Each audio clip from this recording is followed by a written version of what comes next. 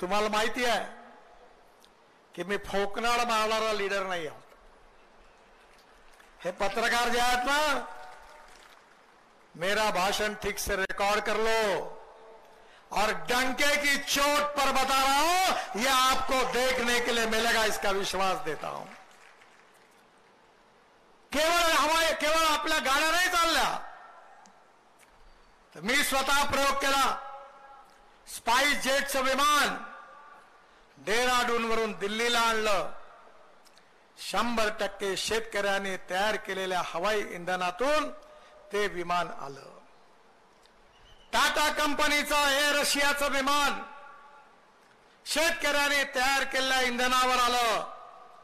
आणि आता डावोस मध्ये चर्चा झाली आहे, निर्णय झालेला आहे की पेट्रोलियम हवाई इंधनामध्ये 5% कमीत कमी शेतकऱ्यांनी तयार केलेलं बायो एव्हिएशन फ्युएल, सस्टेनेबल हवाई इंधन टाकलं पाहिजे, असा निर्णय झालेला आहे. मी ठरवलेला आहे की नागपूरला नवीन इंटरनॅशनल एअरपोर्ट होणार आहे आणि मी माझ्या भागामध्ये हवाई इंधन तयार करण्याकरता अनेक लोकांना तयार केलेला आहे. आणि पेट्रोलियम हवाई इंधनापेक्षा 2 रुपये लिटर स्वस्त हवाई इंधन मिळेल. आणि ते जर मिळालं तर जगातली सगळी विमानं नागपूरमध्ये विमानात इंधन भरण्याकरता येतील आणि विदर्भातल्या मराठवाड्याच्या शेतकऱ्याचं कल्याण होईल. ही नीती आम्ही आखली आहे. हे अशक्य नाही आहे, कठीण आहे, पण अशक्य नाही आहे. 2004 साली मी जेव्हा म्हणत होतो की इथेनॉल आपण पेट्रोलमध्ये टाकू, तेव्हा कोणी विश्वास ठेवत नव्हता. अटल बिहारी वाजपेयींनी राम नाईकांच्या बरोबर मला ब्राझीलमध्ये पाठवलं. मी ब्राझीलमध्ये बघितल्यावर फोटो काढले, पेट्रोल पंपाचे फोटो काढले आणि देशातल्या शेतकऱ्यांना सांगितलं हे होऊ शकतं. शेतकरी केवळ अन्नदाता नाही, शेतकरी हा ऊर्जादाता झाला. शेतकरी आता पंजाब आणि हरियाणामध्ये मी स्वतः प्रयोग केला. आज 25 ठिकाणी प्रोजेक्ट सुरू झाले. परळी जी जाळल्यामुळे दिल्लीत प्रदूषण होतं, त्या परळीपासून राईस स्ट्रॉ, तणसापासून पराठ्या, तुराट्या, ज्वारीचे, बाजरीचे फणं, सोयाबीनचा कुटार, याच्यापासून बायो बिटुमिन म्हणजे डांबर तयार झालं. आणि ते सगळं डांबर मी NHI तर्फे विकत घ्यायला तयार आहे, कारण शेतकरी आता डांबर दाता म्हणजे बिटुमिन दाता झाला आहे. मी तुम्हाला एक का सांगतो, कारण गहू, तांदूळ, ज्वारी आणि कापूस लावून शेतकऱ्याची गरिबी दूर होऊ शकत नाही. शेतकरी संघटनेचे नेते शरद जोशी नेहमी सांगत होते, मी पण त्यांच्या विचाराचा समर्थक आहे. ते सांगत होते की आता गहू, तांदूळ, ज्वारी, मका, कापूसचे भाव ठरवणं हे देशातल्या सरकारच्या हातात नाही आहे. सोयाबीनचा भाव अर्जेंटिना ठरवतं, मकाचा भाव अमेरिका ठरवतं, साखरेचा भाव ब्राझील ठरवतं. आपण ग्लोबल इकॉनॉमीमध्ये आहोत. कोणी कितीही सांगितलं तरी डिमांड अँड सप्लाय याच्या आधारावर भाव ठरत असतात. आज आपल्या देशामध्ये 1.5 लाख कोटी रुपयाचं खाद्यतेल आपण आयात करतोय.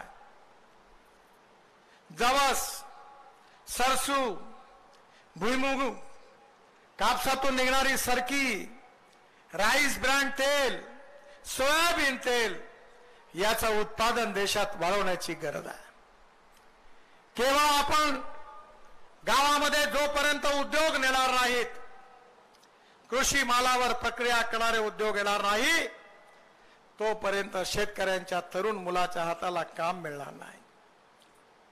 मला सांगताना आनंद होतो, आपल्या विदर्भाचा, मराठवाड्याचा कापूस हा बांगलादेशला निर्यात होतो. आपली सूत गिरणी, त्याचं सूत, आपला कापसाचं जिनिंग प्रेसिंग झालेल्या कापसाच्या गाठी या बांगलादेशमध्ये जातात. पण सध्या पद्धती अशी आहे की हे सगळं JNPTला जातं. JNPT वरून ते कोलंबोला जातं आणि कोलंबोवरून मग ते चितगाव मध्ये जातं. पण आता वर्धेला सिंधी जवळ आपण ड्रायपोर्ट उघडला. संभाजीनगर जालन्याला आपण ड्रायपोर्ट उघडलेला आहे. ड्रायपोर्ट आणि सॅटेलाइट पोर्ट म्हणजे मुंबईचा समुद्र जालन्यात आणला आणि वर्धा जिल्ह्यातल्या सिंधी पर्यंत आणला.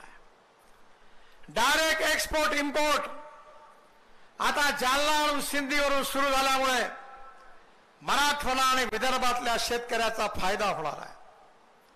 नागपूरचा संत्रा बांगलादेशमध्ये जायला लागलेला आहे आणि आता आम्ही नवीन व्यवस्था केली आहे की वर्धे सिंधीवरून आपले कंटेनर कलकत्त्याला म्हणजे हल्दियाला जातील, जालन्यावरून हल्दियाला जातील आणि हल्दियामधून 150-200 कंटेनर बार्ज मध्ये टाकून नदी मार्गाने बांगलादेशमध्ये जातील. 1.5 लाख रुपये कंटेनरचा भाव होता, तो 70,000वर आला.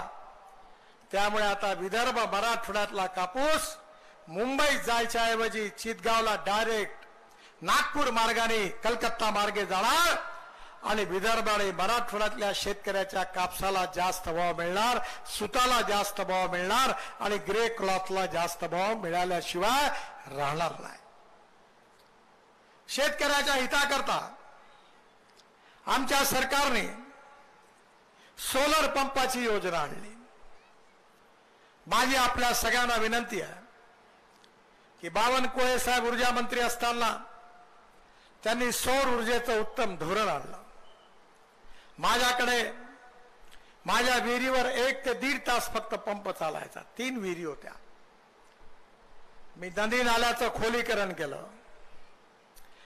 धावणाऱ्या पाण्याला चालायला लावा, चालणाऱ्या पाण्याला थांबायला लावा आणि थांबलेल्या पाण्याला जमिनीला प्यायला लावा. गावातलं पाणी गावात, घरातलं पाणी घरात, शेतातलं पाणी शेतात. आणि मला आनंद आहे की माझ्या 3 विहिरीवर आता 7.5 हॉर्स पॉवरचे 3 पंप आहे आणि 8 ते 10 तास पाणी मिळतं आणि माझ्याकडे 60 एकराचं सिंचन होतं. मी आता वरतून बघत होतो.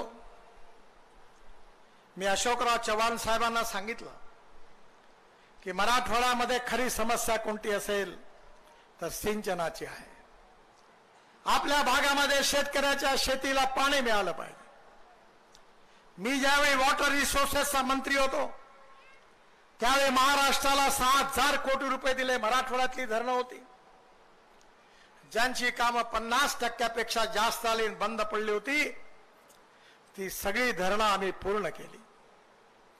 माझी आपल्याला विनंती आहे की आमच्या सरकारने सिंचनाला सगळ्यात जास्त प्राथमिकता दिली आहे.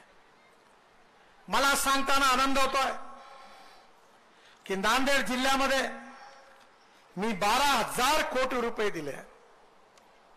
एकूण 2014 पर्यंत राष्ट्रीय महामार्ग केवळ 272 किलोमीटर होता, तो आता 575 किलोमीटर झाला. मी नवीन घोषित केला आणि तुमच्याकडे आता 847 किलोमीटर राष्ट्रीय महामार्ग आहे. म्हणजे जुन्या काळापेक्षा आता 3 पट वाढलेला आहे. रस्ते चांगले झालेले आहे. मागच्या वेळी मी नांदेडला 24 फरवरी 2023 आलो होतो. मी त्यावेळी घोषणा केली होती मुखेड नांदेड 16 किलोमीटर, ते काम सुरू झालं. 4 कामाचं लोकार्पण 1370 कोटी 200 किलोमीटर पूर्ण केलं होतं. CRF मध्ये 4 कामाची घोषणा केली होती आणि आताच प्रतापराव चिखलीकरांनी सांगितलं की उदगीर, रावी, देगलूर, आदमपूर फाटा, सगरोळी याची लांबी 78 किलोमीटर आहे. या रस्त्यावर मी ऑलरेडी 700 कोटी रुपये मंजूर केलेले आहे. त्याचं काम प्रगतीपथावर आहे आणि लवकरच त्याचं टेंडर निघेल आणि या कामाची सुरुवात होईल. चाकूर लोहा व लोहा वारंगा या 4 पेण रस्त्यामध्ये ऊर्ध्व मन्नार मध्यम प्रकल्प तिथे खोलीकरणाचं काम केलं. सुनेगाव तलाव, देऊळगाव तलाव, सेलोगाव तलाव, हरबल तलाव, किरोडा तलाव, देरला तलाव, सायळवाडी 3,25,000 क्युबिक मीटरचं खोलीकरण झालं.